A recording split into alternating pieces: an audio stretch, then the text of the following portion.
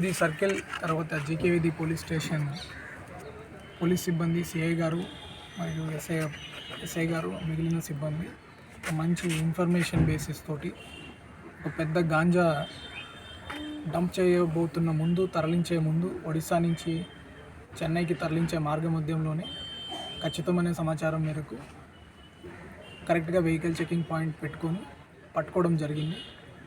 ఈ కేసులో ఆల్మోస్ట్ మనకి 759 కిలోల గంజాయి సీజ్ చేయడం జరిగింది. దాంతోపాటు ఒక పెద్ద 2 వెహికల్స్ని కూడా మనం పట్టుకోవడం జరిగింది. ఈ కేసులో మొత్తము ముద్దాయిల్ని కూడా ఐడెంటిఫై చేయడం జరిగింది. ఇది మనకి ఒడిశా బరడబంద గ్రామం నుంచి ఈ గంజాయిని పూలప్ చేసుకున్నారు. అక్కడి నుంచి లోకల్గా ఉన్న పాత గంజాయి స్మగ్లర్లను వాడుకొని దీన్ని తాళ్ళపాలెం చెక్ పోస్ట్ వైపు తీసుకెళ్ళి అక్కడి నుంచి తమిళనాడు వైపు తీసుకెళ్లాలని వీళ్ళ ప్లాన్. ఈ ముఠాలో ఉన్న ముఖ్యమైన 5 మందిని కూడా ఈరోజు పట్టుకోవడం జరిగింది. దాంట్లో ఒక జువెనైల్ కూడా ఉన్నారు. ఇంకొక పర్సన్ కూడా అబ్స్కాండింగ్ ఉన్నారు, ఒడిశా వ్యక్తి. ఆ వ్యక్తిని కూడా మనం పట్టుకొని తర్వాత దాని ద్వారా మనకి ముందున్న లింక్స్ని కూడా మనం ఐడెంటిఫై చేయడం జరుగుతుంది. ఈ కేసులో మనం ముఖ్యంగా గుర్తుపెట్టుకోవాల్సింది ఏమంటే వీళ్ళందరి ఫోన్ నెంబర్స్ లింక్స్ కానీ తర్వాత ఫైనాన్షియల్ ట్రాన్సాక్షన్స్ కూడా అన్నీ ఎస్టాబ్లిష్ చేసుకొని ఫైనల్ ఎండ్ బెనిఫిషరీ ఎవరు ఉంటారో వాళ్ళ ఆస్తులు అటాచ్ చేయడం కూడా జరుగుతుంది. ఆల్రెడీ ఇప్పుడు ఈ కేసులో ఉన్న ముద్దాయిల ఆస్తులు కూడా ఐడెంటిఫై చేయడం జరిగింది. వాళ్ళ ఈ గంజాయి బిజినెస్లో ఏదైతే సంపాదించున్నారో దానికి సంబంధించిన వెహికల్స్ కావచ్చు, వాళ్ళ ఇల్లులు కావచ్చు, ప్రతిదీ కూడా మన కొత్త లాస్ ప్రకారం ఎన్డీపీఎస్ చట్టం ప్రకారం కూడా అటాచ్ చేయడం జరుగుతుంది.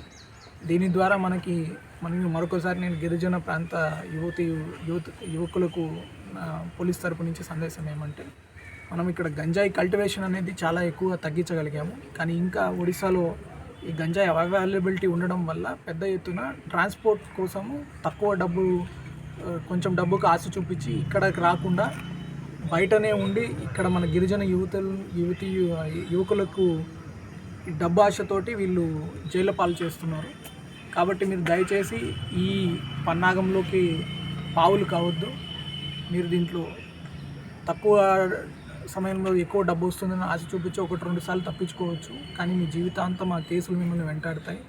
అంతేకాకుండా ఇంకా ఎక్కువ ఫోకస్ తోటి మనం చేస్తున్నాం కాబట్టి ఖచ్చితంగా మీ ఆస్తులు అన్నది అటాచ్ చేయడం జరుగుతుంది. మీ జీవనోపాధి ఏదైతే ఉన్నాయో పొలాలు కానీ స్థలాలు కానీ మీరు కొన్నవి అంతకుముందు ఉన్నవి కూడా ప్రిజంప్షన్ మీ మీదే ఉంటుంది కాబట్టి మళ్ళీ ప్రూవ్ చేసుకోవడం కూడా చాలా కష్టం.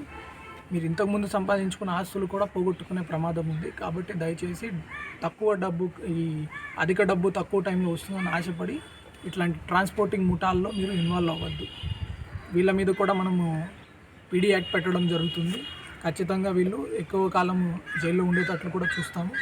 అది కాకుండా ఈ కేసుని కూడా కొత్త న్యాయ చట్టం ప్రకారం మనము ఇన్వెస్టిగేషన్ కూడా చేయడం వల్ల ఖచ్చితమైన టెక్నికల్ ఎవిడెన్స్ కూడా అంతా సేకరించడం జరిగింది. దీన్ని ఫాస్ట్ ట్రాక్ ట్రయల్ తీసుకొని వీళ్ళందరికీ ఖచ్చితంగా జైల్లో ఉన్నప్పుడే బెయిల్కి రాకముందే వీళ్ళకి ట్రయల్ కండక్ట్ అయ్యేటట్లు, కన్విక్షన్ వచ్చేటట్లు పోలీస్ వ్యవస్థ పనిచేస్తుంది. Thank you.